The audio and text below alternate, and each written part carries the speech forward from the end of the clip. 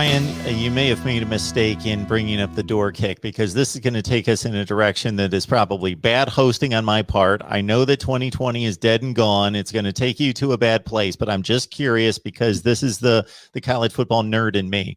So for a second time against Clemson in a critical game, going back to the playoff game of 18, and then, of course, the ACC championship game, and I'm not discounting the win in South Bend, but if I remember right, that door kick was made sometime late in the first quarter. So we're late in the first quarter or early second quarter, and it's 3-0 Notre Dame.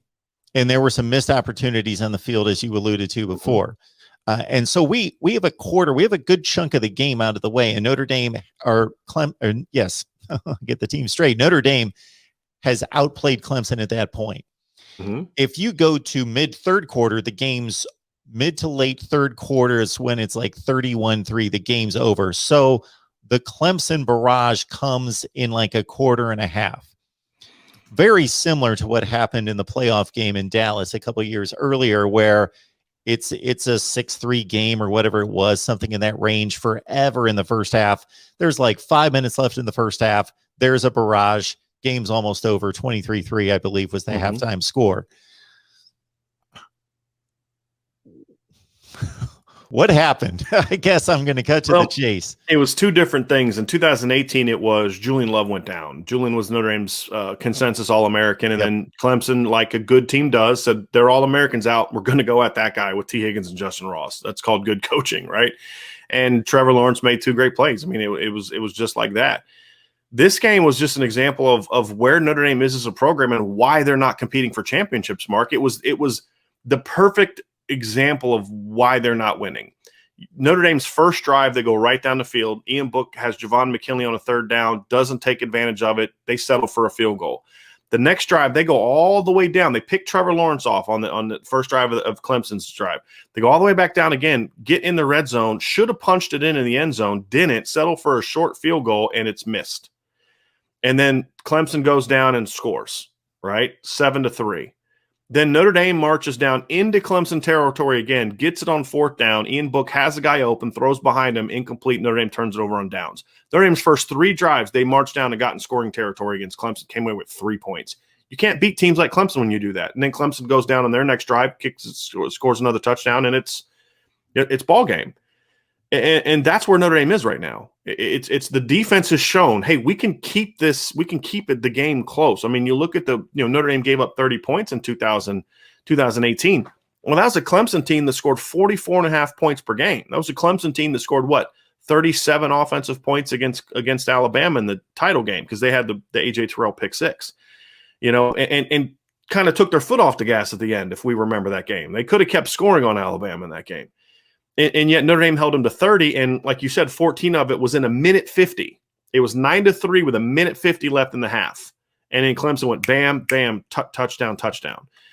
And this was the same thing. You have a chance for it to – Clemson's second touchdown, at worst, should have made it a 14-13 game. If you're Notre Dame, you're fine, right? We're in this. But instead, it's 14-3, and then you could just see the team get deflated. You could literally see it on the sideline, and that's something that didn't happen to that team much during the season. Is it was kind of like a here we go again. And then, of course, the next drive, Notre Dame goes out 3 and out, and Clemson gets another point, and it's ball game.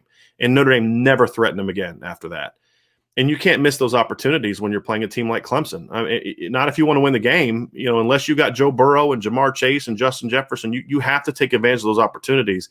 And what would have happened in 2018, Mark, if Ian Book on that second drive bangs that post route to Miles Boykin, and now all of a sudden it's 7-0 instead of you're down 3-0? What would the energy have been like on the field? That's a real thing in football. What would have happened if Notre Dame gets a touchdown and a field goal on their first two drives instead of settling for a field goal and then missing a field goal? What if they're up 10-0 all of a sudden? What's Clemson's emotion and energy like at that point in time? And those are the missed opportunities that Notre Dame is not taking advantage of that teams like Alabama do. If Alabama smells blood, they're gonna bury you. Clemson's gonna bury you. I mean, look what Alabama did to Ohio State in the title game. Ohio State makes one mistake. They're trying to get back in the game. They make one mistake, and Alabama says, haha, you had your chance. Now you're done.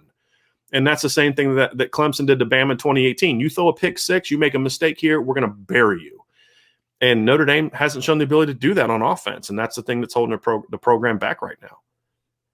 So going into that ACC championship game, did you have a bad feeling about that? And if you did, was it because Lawrence was back and 3 defensive starters for Clemson, or do you buy into it's difficult to beat a team twice in one season, although I've never seen that statistically backed up by anyone? It's both. It was both. It's difficult to beat a team. I don't think it's difficult to beat a team twice. I mean, Oklahoma did it to TCU a couple years ago. It's difficult to beat a great team twice. We saw that in 2011 with Alabama and LSU. I mean, LSU went to Tuscaloosa and beat Alabama. And then when they got each other in the BCS game, you're like, LSU has no chance. You're not going to beat Alabama twice. And Clemson's the same way. You're not going to beat Clemson twice. You're definitely not going to beat Clemson twice when they get Trevor Lawrence back, because now Clemson has a little bit more something to play for, right? They've got their pride as well as an ACC championship game. So I knew it was going to be tough. But again, in a game like that, you can't have those missed opportunities if you want to have a chance to win that game. So, when Notre Dame first drive goes right down the field, 11 plays, almost 50 yards, gets in field goal range. The next drive, they go right back down the field again. You're thinking, okay, they came to play, but then it's just those missed opportunities. You're like, when you do that, you're not going to get a whole lot of chances to do that against Clemson. And when you miss those chances, you're just not going to win those games. So it was a combination of both of those factors for me. Brian made the comment to me before we started to record that he can talk college football all day, and I believe that, but the good thing about it is that it's worth listening to. A lot of people can talk college football all day, but it's not necessarily worth listening to. Appreciate that. Brian, we appreciate you stopping by, breaking down Notre Dame football for us. It's always a great time, and I could again throw out games and scenarios to you all day and just eat it up. It's great stuff. Again, Irish Breakdown Podcast.